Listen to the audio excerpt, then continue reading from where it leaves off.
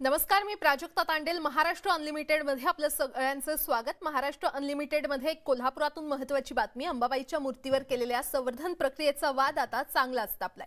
केंद्रीय पुरातत्व विभागाच्या अधिकाऱ्यांनी मूर्तीवरचा लेप काढल्यानं मूर्तीच्या सौंदर्याला बाधा निर्माण झाल्याचा दावा पुजाऱ्यांनी केला. तसंच त्यांनी आता थेट न्यायालयामध्ये धाव घेतली असून हा वाद आता आणखीनच चिघळण्याची शक्यता निर्माण झाली आहे. पाहूयात.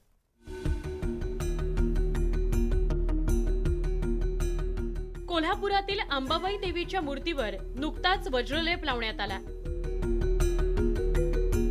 मात्र त्यामुळे मूर्तीचं संवर्धन होण्याऐवजी मूर्तीच्या विविध भागांचे पापुद्रे निघायला सुरुवात झाली आहे. परिणामी मूर्तीच्या सौंदर्याला बाधा येतेय.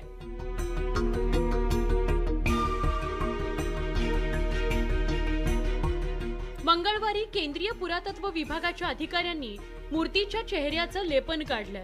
त्यामुळे मूळ मूर्ती आणि लेपनाचा भाग असे दोन लेअर मूर्तीच्या चेहऱ्यावर दिसतायत.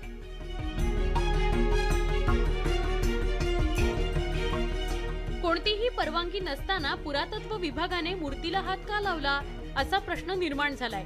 पुरातत्व विभागाच्या या कृतीविरोधात श्रीपूजक कोर्टात गेलेत. 22ला त्यांनी जे काही संवर्धन केलं तेही पुलौट करून काढलं. एक स्तर त्यातला काढला, तो काढून त्याचं काय केलं माहित नाही, टाकून दिला. हे अधिकार कुणालाही नाही आहेत आणि हा जो खेळ चालवला आहे हे फक्त कलेक्टरांनी चालवलेला आहे. तो तत्वर थांबवायला पाहिजे. त्याच्याकरता मी आता असा दावा केला आहे की जे काही संवर्धन करायचं आहे ते कशा प्रकारे करायचं हे पहिल्यांदा कोर्टाला कळवून मग करावं. त्याबाबत आमचा अर्ज दाखल आहे. आता जर मग येईल सोमवारी 21 तारीख ठेवली. खरं तर मूर्तीची पाहणी केल्यानंतर मूर्ती सुस्थितीत असल्याचं पुरातत्व विभागानं जिल्हाधिकाऱ्यांना सांगितलं होतं. मात्र आज श्रीपूजकांनी मूर्तीला इजा पोहोचवल्याचा दावा केला आहे. या विषयाचं सत्य जाणून घेण्यासाठी आम्ही जिल्हाधिकाऱ्यांशी संपर्क साधण्याचा प्रयत्न केला. मात्र त्यांनी सकारात्मक प्रतिसाद दिला नाही.